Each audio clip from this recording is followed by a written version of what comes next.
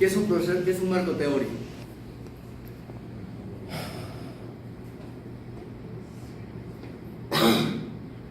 Es un proceso, ¿no? Pero también es un producto, ¿o no? ¿Por qué es un proceso? Porque te tienes que meter a hacer una especie de guaqueo de toda la bibliografía que existe sobre el tema que quieres investigar. Una especie de state of the art, una cosa así. Y es un producto porque es parte del producto mayor que es la investigación. Recuerden ustedes que el marco teórico debe tener no menos del 50% de la bibliografía que vas a utilizar para sustentar después tus resultados en la sección discusión. Eso va a significar que tú has revisado el tema de la manera más actualizada posible y también de los más antiguos, pero que tienen una solidez científica que puede durar hasta ahora. Eso de que no vale el trabajo de menos de 5 años, es como si hace 5 años se descubriera todo. Hay un montón de investigación que se ha hecho años atrás y que siguen vigentes hasta el momento actual, y eso se tiene que respetar. Se acabó. Entonces, el producto, el marco teórico debe ser esto: un compendio escrito de artículos, libros, otros documentos que describen el estado actual y pasado del conocimiento sobre el problema. Ese es un marco teórico.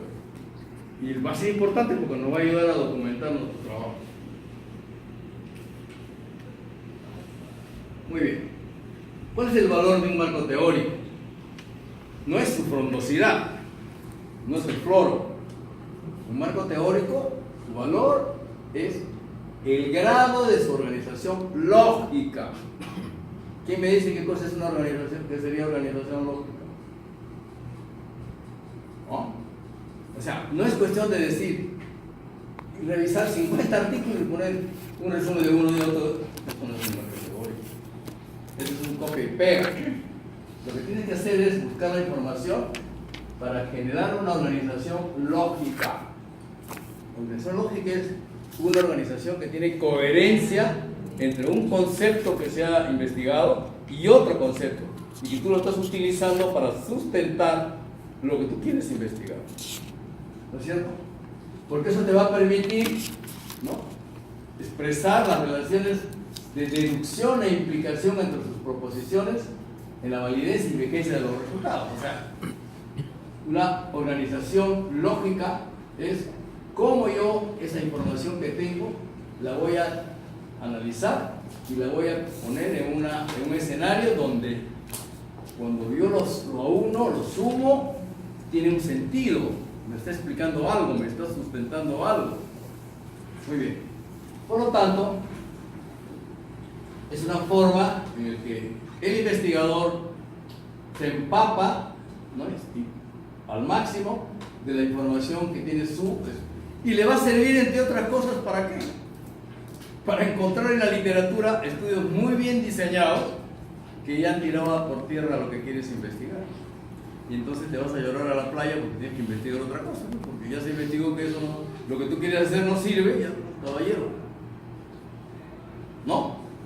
Y no lo digo fuera, de repente es acá en el propio país, ¿eh? Por lo tanto, la característica de un buen marco teórico es la originalidad y profundidad de los argumentos que ponen en evidencia la relevancia del problema y de la hipótesis de investigación. Sí, cuando tú hipotetizas lo que quieres investigar, cuando le respondes a tu pregunta de investigación, eso tiene que tener un sustento teórico para que tú puedas decir que efectivamente eso es pertinente. Y es el cuerpo de información científica. Lo que les decía, eso te va a servir para que cuando tú agarres tus resultados y los pongas en la sección de discusión, lo empieces a analizar tus resultados y los compares con otros resultados, pero no la chamba, pues, sino científicamente. ¿Por qué tus resultados no son, por ejemplo, iguales a otros resultados utilizando el mismo diseño? De repente tu muestra no la elegiste bien, o de repente el otro no tuvo una muestra también homogénea, o tu muestra es muy pequeña, y entonces tus resultados no coinciden con otro. Pero eso no significa que tu estudio es malo, simplemente que no has cumplido con algunos criterios para darle fortaleza estadística a tu información. Entonces, el cuerpo de información científica, lógicamente ordenado, vuelvo a repetir la palabra lógicamente ordenado, suficiente para hacer comprensible el sentido y la relevancia del problema formulado y de la hipótesis que pretende resolver. O sea que el marco teórico al final te tiene que dar los argumentos de que lo que quieres investigar es relevante. Y segundo, que tu hipótesis es una hipótesis inteligente y que tiene sustento para poder seguir adelante con la investigación. Y esto lo digo, no lo digo yo, lo dice Vizcoya, que es un profesor de filosofía, pero tú sabes que los filósofos son los que más trabajan en esto. Y él dice, en otras palabras, no hay receta para definir de manera concluyente qué elementos deben estar incluidos o excluidos de un marco teórico.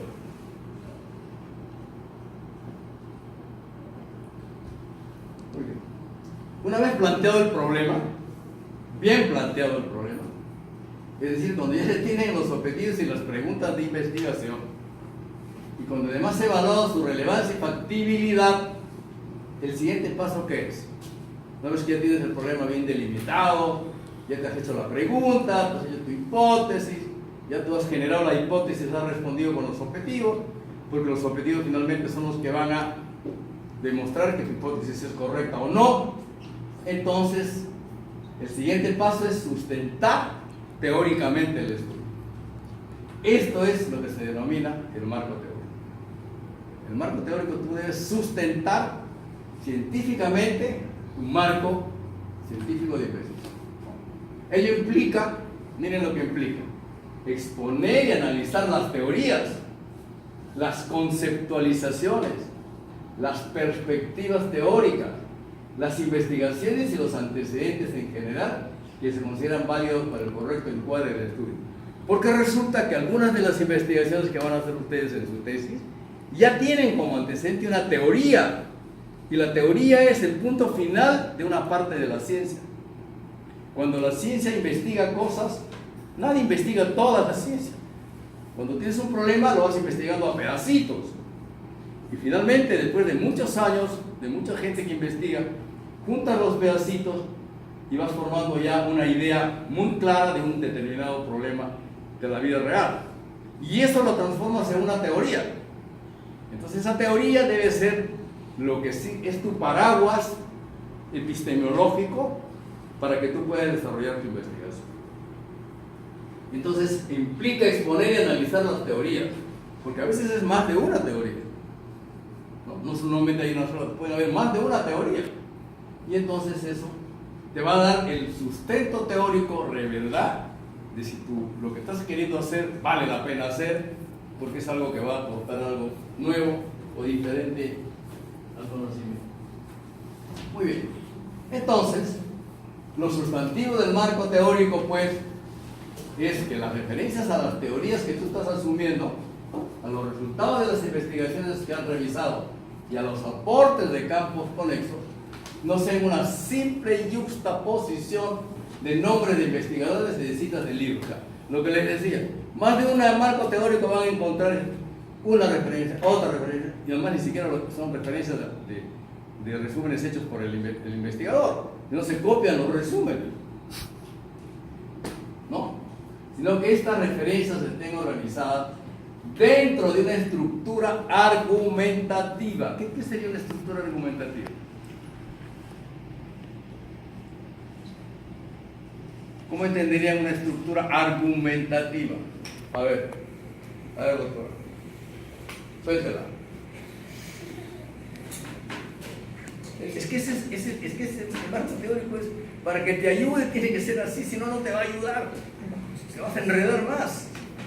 Y entonces, cuando tú tienes una estructura argumentativa, quiere decir que lo que tú has intentado establecer una coherencia de los conceptos o de los análisis o de las investigaciones que se han hecho y has desarrollado un nuevo concepto, eso se constituye una estructura argumental, algo que tiene argumentos y tiene estructura. O sea, no es pues palabras sueltas por aquí y por allá, no.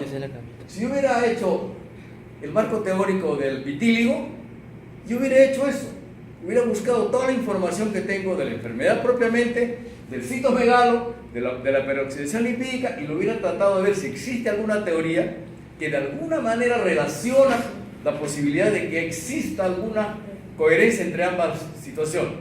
Y sobre esa base yo puedo construir algo que digo, ok, sí tiene sentido mi hipótesis.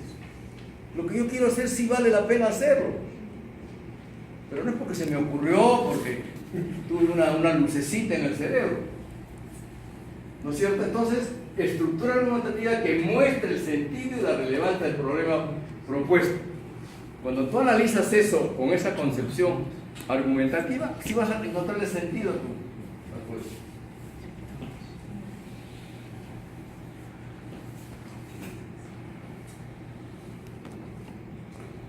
¿Qué hora es? 7:30, ¿no? Sí. Ya. Es un compendio escrito de artículos, libros y otros documentos. Es más, en algunos estudios, hasta los documentos, hasta informes periodísticos pueden tener valor. Porque finalmente un informe periodístico puede expresar una realidad que tú estás queriendo investigar. Al describir una realidad, eso tiene valor. Porque no se lo ha inventado el periodista. ¿Sí o no?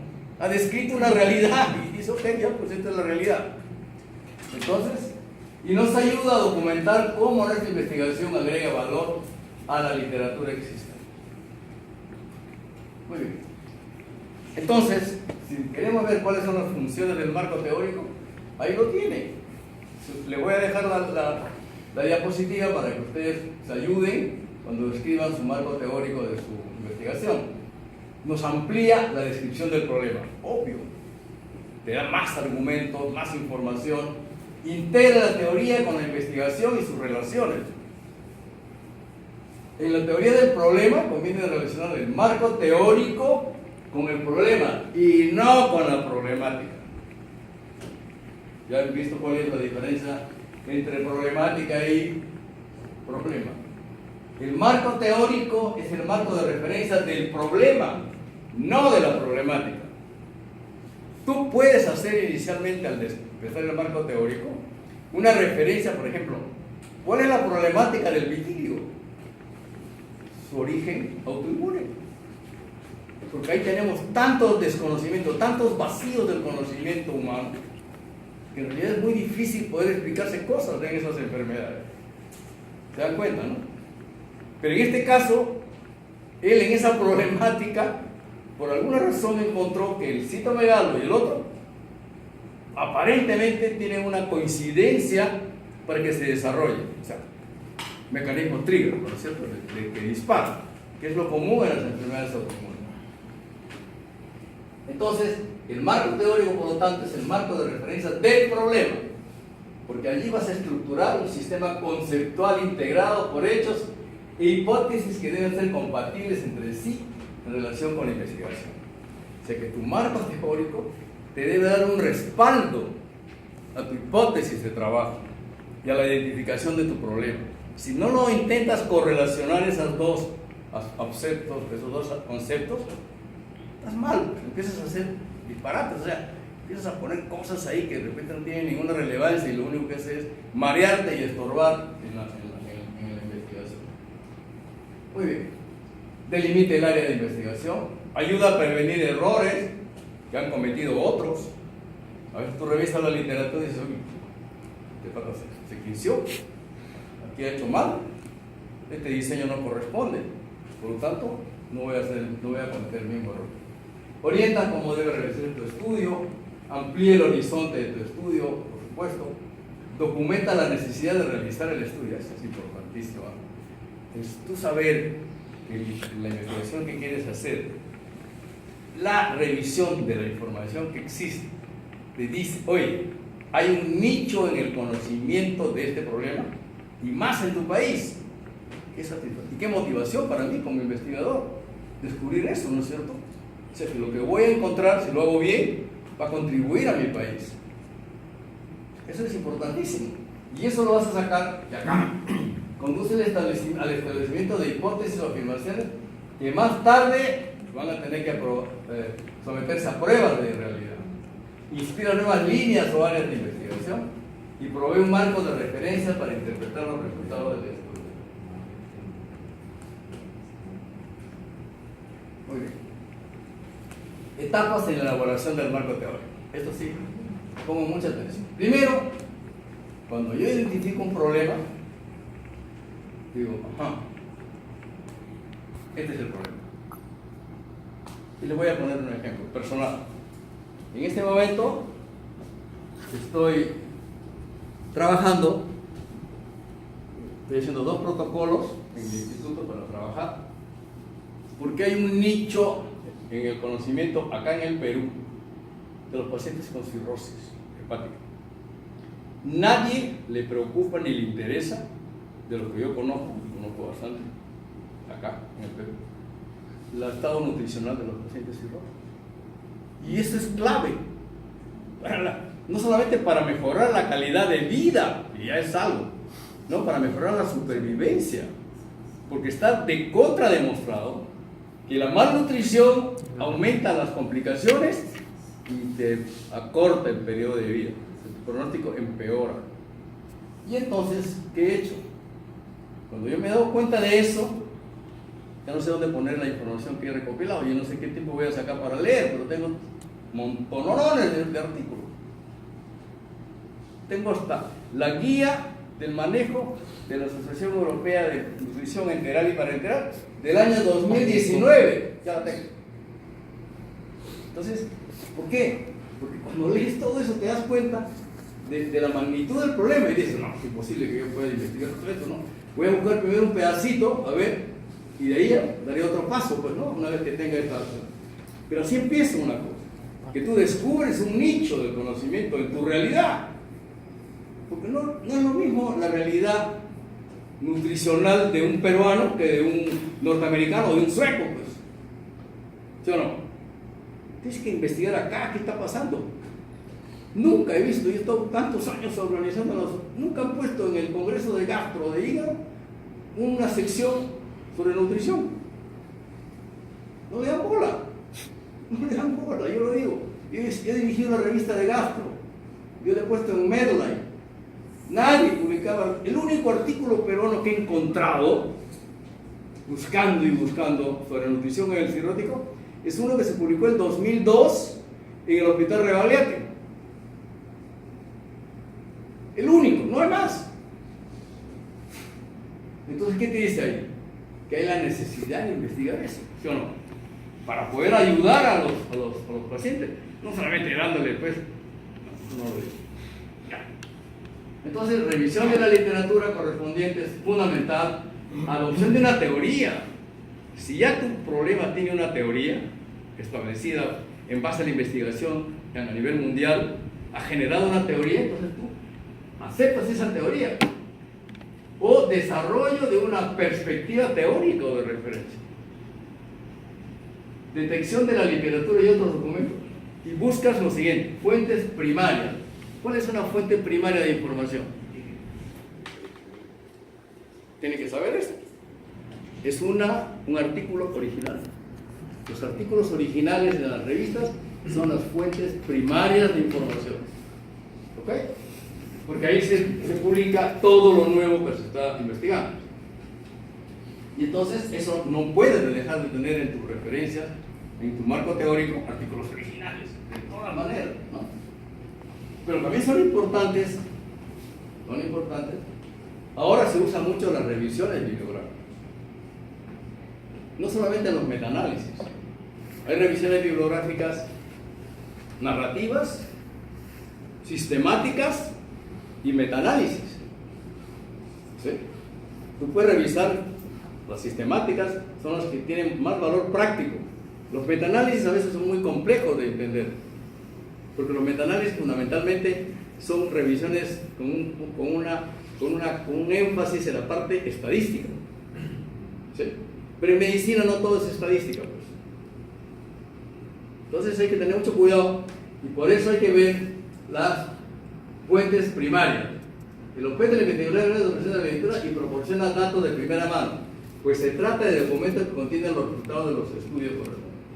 Pero ahora todos nosotros, todos sin excepción, preferimos las revisiones. ¿Por qué?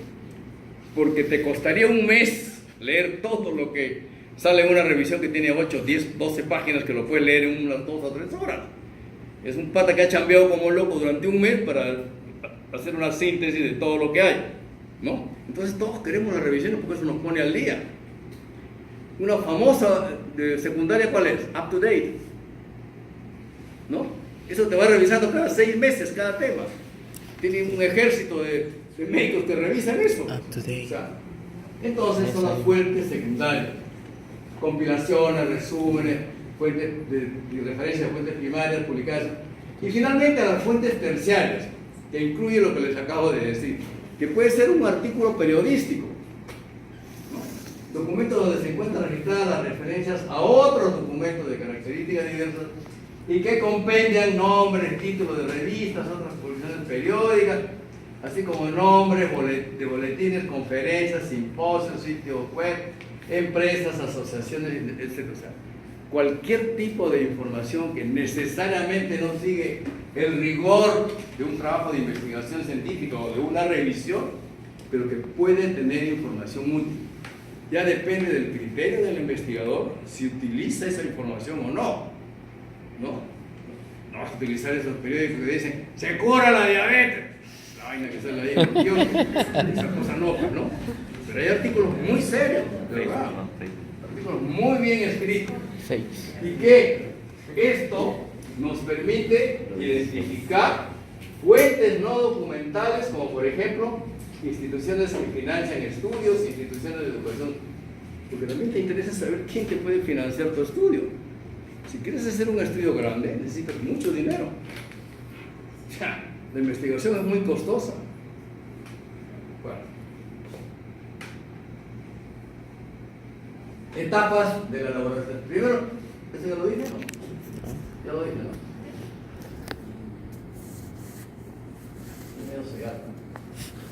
Ok. Uno de los propósitos de la revisión de la literatura es analizar y discernir si la teoría existente y la investigación anterior sugieren una respuesta, aunque sea parcial, a la pregunta o preguntas de tu investigación. Cuando tú te haces la pregunta de investigación, ¿existe una teoría que responda a eso? Por ejemplo, ¿o no? Muy bien. O provee una dirección a seguir dentro del tema de nuestro estudio. La literatura revisada puede revelar varias cosas, varios grados de desarrollo del conocimiento. Por ejemplo, que existe una teoría completamente desarrollada que explica el problema que tú has identificado. Y por lo tanto, lo puedes utilizar como tu marco teórico principal. O sea, yo me baso en una teoría. O sea, ya no es una cosa, una especulación científica, no. Una teoría científica no es una especulación científica. Ya es el producto de muchas investigaciones científicas en el mundo, con una solidez y rigor científico que te permite generar. Por eso le digo que el final de la ciencia es la teoría científica. Pero también puede haber varias teorías que te puedes aplicar a tu problema. No solo una, varias. Puedes utilizar las varias, o puedes elegir una de ellas, la que se acomode mejor al problema que estás investigando, desde la perspectiva que le estás investigando. Yo puedo investigar un problema así, por acá, de diferentes formas. El mismo problema. Tercero, que hay piezas y trozos de teorías con apoyo empírico, moderado o limitado, que sugieren variables potencialmente importantes y se aplican a nuestro problema. O sea, ya no son teorías sólidas, ya son partes de una teoría, algunos conceptos de gente muy prestigiosa en investigación, etcétera, etcétera. Entonces, también puede ser que hay descubrimientos interesantes, pero parciales. ¿Cuántas veces ha pasado, y ustedes seguramente, que algún investigador medio loco por ahí encontró algo y mandó una carta al editor de una revista que está en Scopus o en las revistas de Tops? Una carta al editor donde dice, ¿sabe qué? Yo he estado observando esto en este tipo de pacientes. Tú lo lees eso y dices, tiene razón este señor, ¿no? Es verdad lo que está diciendo. Pero no lo dice con la intención de ser famoso, sino que le llamó la atención, y como es una persona, digamos, respetable, que no es ningún atorrante, sino es un científico, encuentra eso, pero seguramente lo pone para ver si hay otros que se animan a investigar eso. No hay tiempo, si no les contaría yo algunas anécdotas. Muy bien, que solo existen guías aún no estudiadas e ideas vagamente relacionadas. Una pregunta que surgiría sería: ¿yo puedo utilizar en mi marco teórico las guías que hay en los países ahora? Ahora hay guías para casi un montón de problemas de salud de las sociedades del primer mundo. Acá también hemos hecho guías de hepatitis B, hepatitis C. Así se puede utilizar, no solamente por los conceptos que están ahí, sino porque esos conceptos están analizados con espíritu crítico. O sea, no te aceptan todo lo que han encontrado en la literatura, y hay cosas que te lo ponen en condicional para que tú tomes la decisión en función de la particularidad del paciente que estás tratando, pero te da una riqueza de información bibliográfica extraordinaria. Tú agarras una guía y ves la referencia y dices: escucha, este es oro puro, porque han seleccionado artículos del primer nivel con una solidez tremenda que te ayuda un montón, pues, ¿no es cierto?, a encontrar la respuesta a lo que tú estás pensando. Muy bien. Ok, ¿qué estrategia seguimos para construir el marco teórico? ¿Adoptamos una teoría o desarrollamos una perspectiva teórica? Eso va a depender mucho. Pues. Si hay una teoría sólidamente ya consolidada en lo que tú estás investigando, no me va a romper la cabeza para buscar otra teoría. Utilizo esa teoría y... Entonces, el marco teórico o de referencia dependerá básicamente de lo que nos revele la revisión bibliográfica. Cuando hay una teoría capaz de describir, explicar y predecir el fenómeno, situación o suceso de manera lógica y comprende por un debate, ya pues, ¿qué vas a hacer ahí? Utiliza. Ese es tu mejor paraguas científico. ¿No es cierto? Cuando encontramos una teoría sólida que explique el fenómeno, ya pues, debemos darle un nuevo enfoque a nuestro estudio. Eso sí puede ser. Si yo tengo esta teoría que me explique ese problema, digo, pero me gustaría tener este enfoque de acá. ¿Qué pasa si yo, utilizando esta teoría que no sale de lo que yo quiero investigar, pero le voy a dar esta dirección para ver si encuentro una respuesta que puede ser interesante, ¿no?, para mejorar el conocimiento sobre el tema? En este caso, podemos elegir una y basarnos en esta para construir el marco teórico. Es lo que les decía: cuando hay una teoría sólida, ya no te rompas la cabeza tratando de encontrarle tres pies al gato. Agarras esa teoría y esa la pones ahí como tu marco, como tu paraguas, y sobre eso vas empezando a buscar información, ¿no? O puedes tomar una parte de la teoría también. Recuerden que la teoría es el producto de la investigación de un problema por muchos investigadores durante mucho tiempo, que como un rompecabezas han ido sumando hasta que llegó a completarse la investigación, y cuando se ha completado se generó una teoría. ¿Sí? Entonces, tú en este caso pues tomas parte de alguna teoría, o toda, depende. En la primera situación elegimos la teoría que recibe una evaluación positiva y que se aplique más al problema que estás investigando. Y en la segunda, se tomaría de las teorías solo aquellas que se relacionan con tu problema de estudio.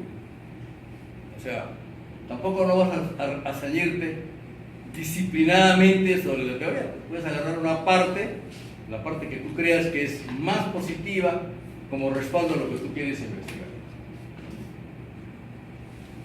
En investigación hay que tener mucha flexibilidad mental. No puede ser uno tan rígido. Y las situaciones, yo lo que les puedo decir es que es casi, no diré imposible, pero muy difícil que encuentres un estudio químicamente puro de un diseño. Siempre tiene partes de un otro diseño. Entonces, si quieres encontrar un químicamente puro, te puedes pasar un montón de años para encontrar. Entonces tienes que tener la suficiente flexibilidad, obviamente conocimiento y experiencia, para poder manejar y decir: ok, este estudio es experimental, pero también tiene un componente, etc.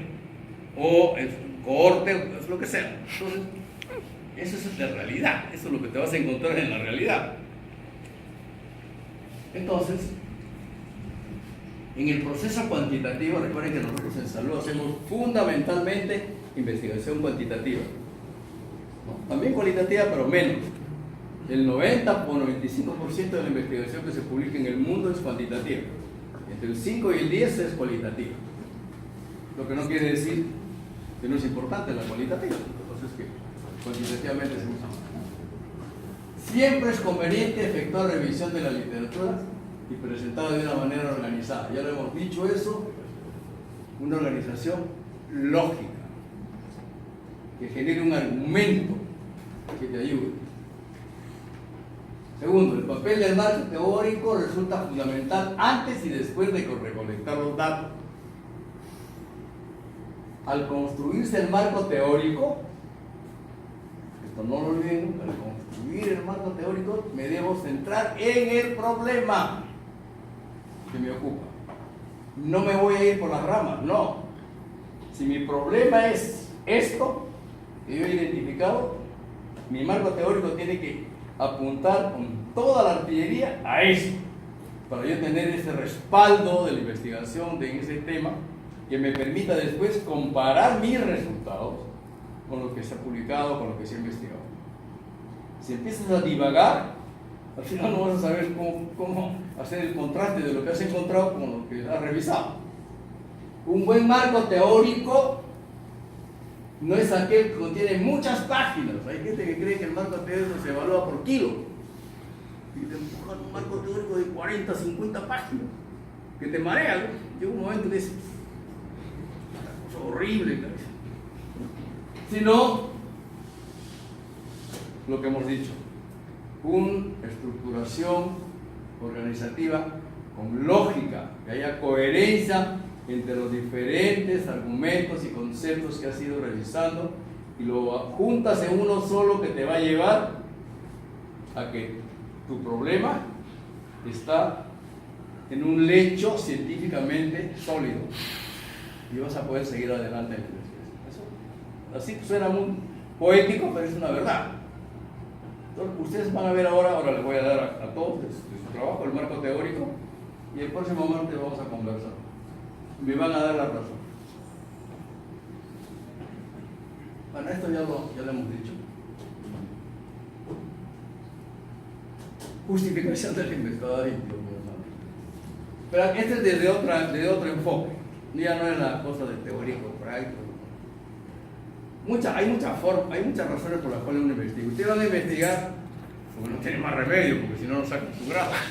Así que aquí no hay motivación que valga. Además, les ha costado su billete tener que estudiar 2 años esto, ¿no es cierto? Por lo tanto, acá no hay. Entonces, acá es conveniencia.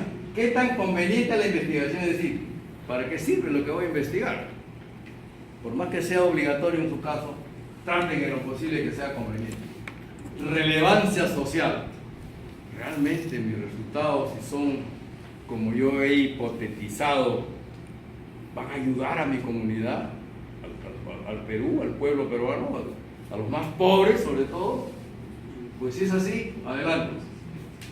¿Cuál es la trascendencia para la sociedad? ¿Quiénes se benefician? ¿De qué modo? Etcétera. Implicaciones prácticas. ¿Ayudará a resolver algún problema real? Obvio. Valor teórico. Eso es lo que le digo. ¿Se llenará algún vacío del conocimiento? No necesariamente tiene que ser nuevo conocimiento en el sentido de descubrir algo, sino un vacío del conocimiento. ¿Dónde le vas a encontrar el vacío del conocimiento? ¿Acaso lo de nutrición que les acabo de mencionar es un vacío del conocimiento en el Perú? A nivel local. Ya pues. Y si yo hago un estudio no me van a dar el premio Nobel por decir cómo son los malnutridos cirróticos peruanos. Simplemente estoy contribuyendo a que otros colegas utilicen esa información para mejorar a los pacientes con una cirrosis hepática. Pero ese es el vacío del conocimiento. ¿Se podrán generalizar los resultados? Esto es muy importante. Para eso necesito básicamente dos hasta 3 cosas. Primero, identificar bien el problema, o sea, el vacío. Segundo, tener una muestra verdaderamente representativa de lo que vas a investigar, de la población que vas a investigar. Y cuando se dice representativa, no solamente es numérica, tenga un número determinado que exprese, que tú puedas decir que ese número representa a la población. Si no, lo que es más difícil y con lo cual la mayoría de veces fallan los estudios, que sea homogénea. Es decir, que todos los que participan en tu investigación tengan un perfil lo más parecido posible que se puede lograr a través de los criterios de inclusión. ¿No es cierto? Que cumplan hasta lo máximo que se pueda para que tú puedas decir que este paciente que he investigado se parece a este y a este. Porque si tú quieres investigar uno y pones jóvenes y después pones tercera edad, ¿cómo interpretas eso? Imposible, ¿no es cierto? Utilidad, valor teórico, se llama, bueno, utilidad metodológica. Puede ayudar a crear un nuevo instrumento. Es lo que yo les he resumido en tres criterios. Crea conocimiento o llena un vacío del conocimiento. Genera algún instrumento, ya sea metodológico o ya sea una herramienta tecnológica. O, finalmente, cuál es el impacto del beneficio para la comunidad. Podemos resumir la justificación, esto es lo que les he dicho ya. ¿Y qué son las hipótesis? La hipótesis es una afirmación, es una proposición que yo hago. Encuentro un problema, genero una pregunta y propongo cómo lo voy a resolver. Pero es mi guía de investigación. Y yo no me puedo salir de mi hipótesis. Yo no puedo cambiar de hipótesis como cambio de camisa.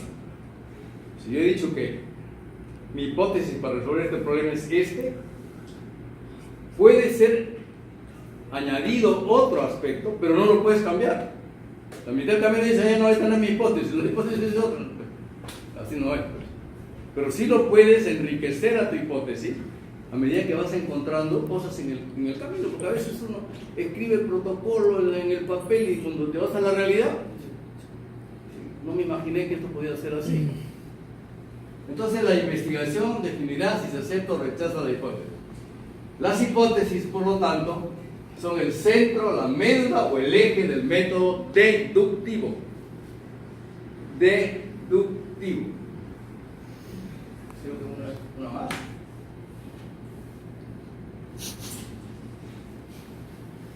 En toda investigación cuantitativa debemos plantear hipótesis. ¿Sí o no? Cuantitativa. En todos tiene que haber hipótesis o no. Sí. ¿Sí o no? No, No, dice no. No, pero no todas. no en todas las cuantitativas. Por ejemplo, le voy a poner un ejemplo práctico. En general, las investigaciones descriptivas no tienen hipótesis. ¿Qué hipótesis vas a hacer cuando hay 800 variables? Imposible. Pero sí tienes una hipótesis en un descriptivo, cuando tiene valor pronóstico. Por ejemplo, un valor cuantificable como unidad. Yo puedo decir, en un estudio descriptivo, que el porcentaje de pandillaje en el barrio tal es tanto por ciento. Eso va a ser un estudio descriptivo. Ahí vas a observar y no vas a intervenir. Simplemente vas a encuestar y vas a darte cuenta, sí, pues el 20% hay pandillaje en el 20% de los adolescentes entre tal edad y tal edad. Ya está. Ese es descriptivo. Pero si es una hipótesis, porque estoy diciendo, asumo que el 20% de los jóvenes entre tal edad y tal edad se están incorporados al pandillaje. Esos son los únicos casos. También lo mismo pasa con las encuestas en las elecciones. Esos son estudios descriptivos que tienen hipótesis. Pueden tener una hipótesis. Yo creo que este candidato tiene 80%, 50% de más chance de ganar, etc. Y eso lo puedes probar en una encuesta, sobre todo porque son longitudinales, ¿no? En una encuesta, después.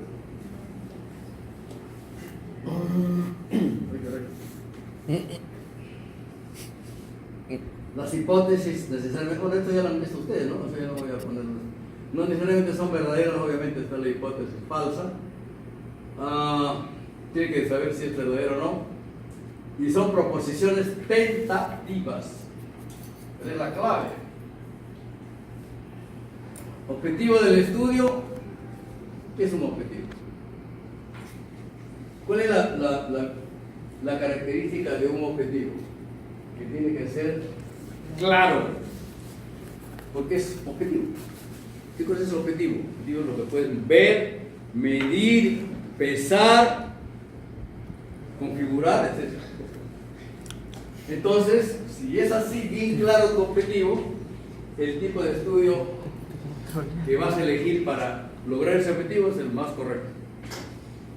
La población a incluir será la correcta. Y finalmente las variables que deberán medirse también serán las correctas. Porque eso sí van a dar el sustento que tu objetivo se cumpla.